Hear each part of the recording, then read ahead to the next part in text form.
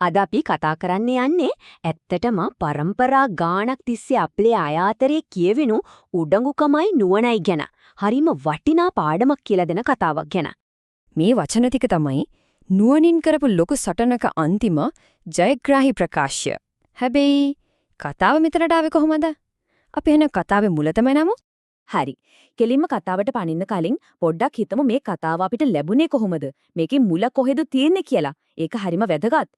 මේ කතාව අයිති වෙන්නේ ජන ශ්‍රුතිය කියන දෙයට. සරලවම කිව්වොත් ඒ කියන්නේ පොතේ පතේ ලියවෙන්නත් කලින් මිනිස්සුන්ගේ කටින් කටට මතකයෙන් මතකයට ඒ කියන්නේ පරම්පරාවෙන් පරම්පරාවට ආපු ජන කතාවලට.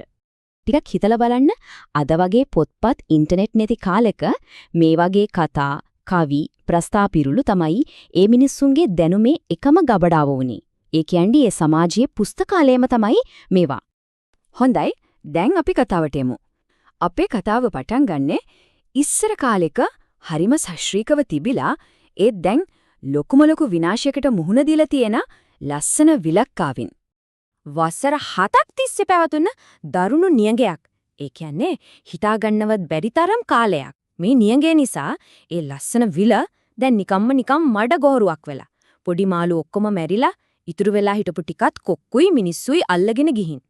ඉතින් තවදුරටත් මෙහි ඉඳලා වැඩක් නැහැ කියලා තේරුම් ගත්ත නුවණ තියෙන කොක්කු දෙන්නෙක් තීරණයක් ගන්නවා මේක දැන් මඩ විතරයි. අපිට මෙහෙ කරන්න දෙයක් නැහැ. අපි වතුර තියෙන වෙන දේශයකට පියාඹල යන්න ඕන කියලා. හැබැයි ඔන්න එයාලා යන්න ලෑස්ති වෙනකොටම එයාලට ඇහෙනවා අසරණ කටහඬ උදව් ඉල්ලන කෙනෙක්ගේ. ඔන්න ඔතනදී තමයි අපේ කතාවේ අනිත් ප්‍රධාන චරිතය.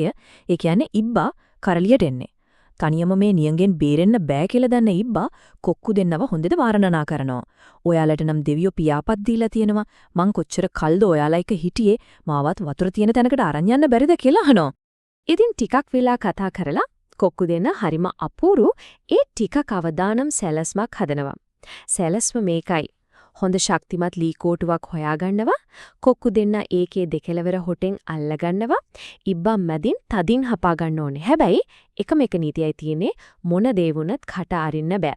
කොහොම හරි මේ විපතෙන් ගැලවෙන්න ඕනකම තිබුණු නිසා ඉබ්බා කිසිම පැකිලීමක් නැතුව ඒකට එකඟ වෙනවා.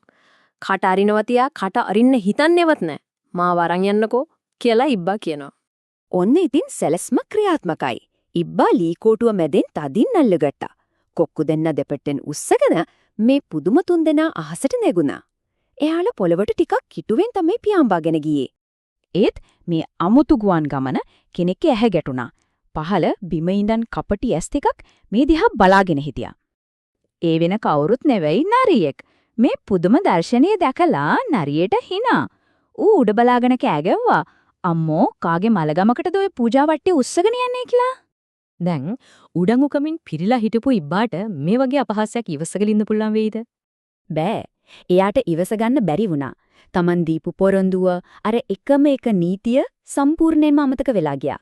නරියට සැරඋත්තරයක් දෙන්න ඕනේ කියලා හිතලා ඉබ්බා කට ඇරියා. ඒ කට අරපු පාර ඉවරයි. හරියට නෙට්ටෙන් කෙඩුණු ගෙඩියක් වගේ ඉබ්බා කෙල්ලින්ම පහලට වැටුණා. වැටුනේත් වෙන කොහෙටවත් නෙවෙයි. අර කපටි නරියාගේ ඉස්සරහටමයි. අහසින් කෑම එකක් කඩාගෙන වැටුණා වගේ නේද? නරියට නම් මාර සතුටුයි. දුවලා ගිහින් ඉබ්බව අල්ලගත්තා. ඒත් ඉබ්බා ඊට කලින් තමන්ගේ ආරක්ෂිත කටුව ඇතුළත වෙලා ඉවරයි. දැන් තමයි නියම සටන පටන් ගන්නෙ.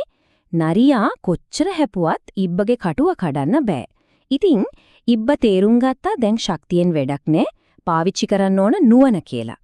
ඉබ්බ නරියට කියනවා මම මේ නියඟෙට වේලිලා ගිහින් ඉන්නේ කන්න තරම් රසක් නෑ.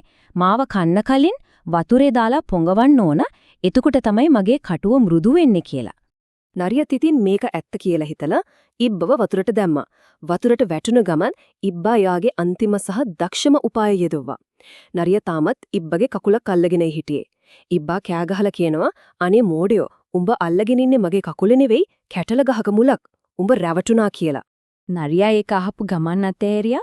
ඉබ්බා පීනලා ගිහින් ගැඹුරු වතුරේ නැවතිලා Tamanගේ ජයග්‍රාහී අවසාන වචන ටික කිව්වා. ඔන්න අපි මේ කතාව පටන් ගනිද්දිම අහපු ඒ වචන ටික ඉබ්බ කියන්නේ දැන් තමයි. බොල නරියෝ තොපි එදත් නරි අදත් නරි කවදාද තොපි ඉබ්බෝමස් කාලා තියෙන්නේ. ඇත්තටම මේ කතාවේ සම්පූර්ණ හරයම තියෙන්නේ ඔන්න ওই වචන ටිකේ. ඉතින් මේ සරල කතාවෙන් අපි ඉගෙන ගන්න පාඩම් මොනවද? එකක් තමයි උඩඟුකම නිසා කොයිතරම් ලොකු විනාශයක් වෙන්න පුළුවන්ද කියන එක. අනිත් එක තමයි ශරීර ශක්තියට වඩා නුවණ කොයිතරම් බලවත්ද කියන එක.